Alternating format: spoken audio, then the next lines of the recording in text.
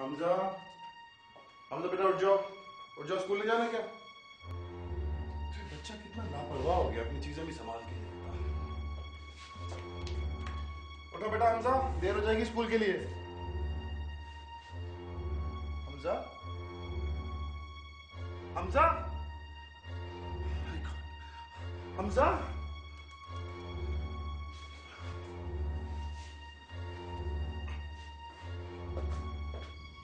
अब यहाँ कहानी एक नया मोड़ लेती है। हमजा को क्या हुआ था?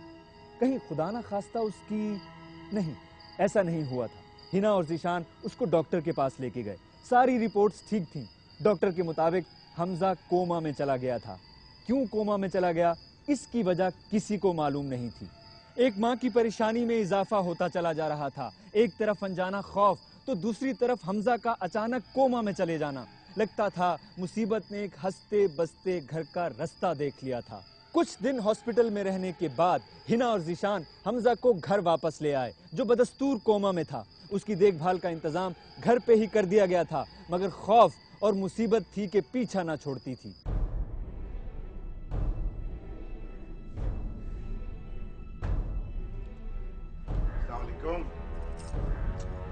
यहाँ क्यों बैठी हो बाहर? हिना, यहाँ क्यों बैठी हो बाहर? यहाँ ना बैठूं तो कहाँ बैठूं? घर में तो एक पल का सुकून नहीं है। हमजा कोमा में चला गया। अली को 5 मिनट के लिए अकेला छोड़ती हूँ तो वो चीख मार के रोने लगता है। मुझे अजीबोगरीब शक्लें नजर आती हैं घर में। आपको मेरी इतनी सी बात समझ नहीं आती कि आप ये घर छोड़ दें? हिना, मुझे एहसास है इस बात का। देखो, मैं पैसे दे चुका हूँ, कुछ दिन और रह के देख लेते हैं। अगर नहीं समझ आएगा तो चेंज कर लेंगे, इसमें क्या प्रॉब्लम है? तो फिर आप ही रहें इस भूत बंगले में। मुझे नहीं रहना आपके साथ।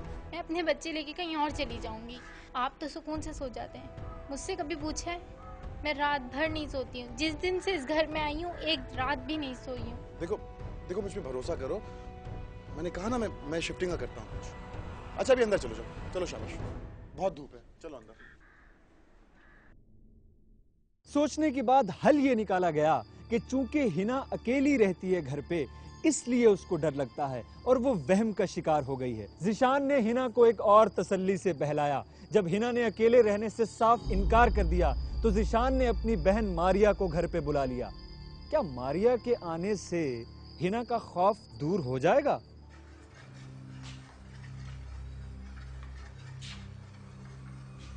इतने दिन हो गए और तुम लोगों ने अभी तक सेटिंग भी कंप्लीट नहीं की है। कितने 10 दिन तो हो गए ना तुम लोगों को यहाँ पे?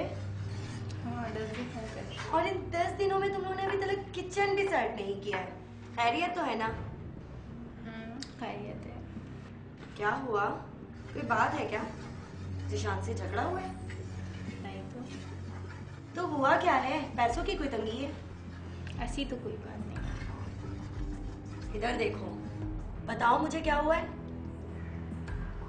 कुछ नहीं, बस मुझे यहाँ रहना नहीं है। रहना नहीं है? हुआ क्या है, मुझे ये तो बताओ। मुझे डर लगता है यहाँ। अजीबोगरीब आवाज़ें सुनाई देती हैं। अली सोता हुआ चीख मार के डर के उठ जाता है। सब अजीबोगरीब हो रहा है। जिस दिन से मैं यहाँ आई हूँ, एक रात भी नहीं सोई। हमजा भी कोमे में चला गया। देखो, क्या है ये सब कुछ, मुझे समझ में नहीं आ रहा है। मुझे सही से बताओ। मुझे नहीं पता ये सब क्यों हो रहा है और कौन कर रहा है। अच्छा, तुम परेशान नहीं हो, मैं किसी से बात करती हूँ। वो एक औरत थी और मेरे खदशात को अच्छी तरह समझ सकती थी। उसका आना मेरे लिए किसी नेमत से कम नहीं था।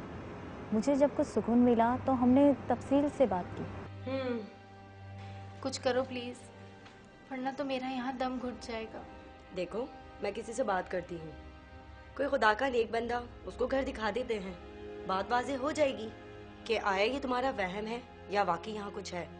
जो कुछ करना है जल्दी करो, वरना ज़ीशान को तो मेरी इस तकलीफ का एहसास ही नहीं है। नहीं, ये नहीं हो सकता कि ज़ीशान को तुम्हारा एहसास ना हो सकता है वो इन बातों पर यकीन ना करता हो, इसलिए तुम्हारी बातों को टाल मटोल में ले रहा हो। अब तुम ही मेरा सहारा हो। तुम हौसला रखो, मैं कुछ करती हूँ।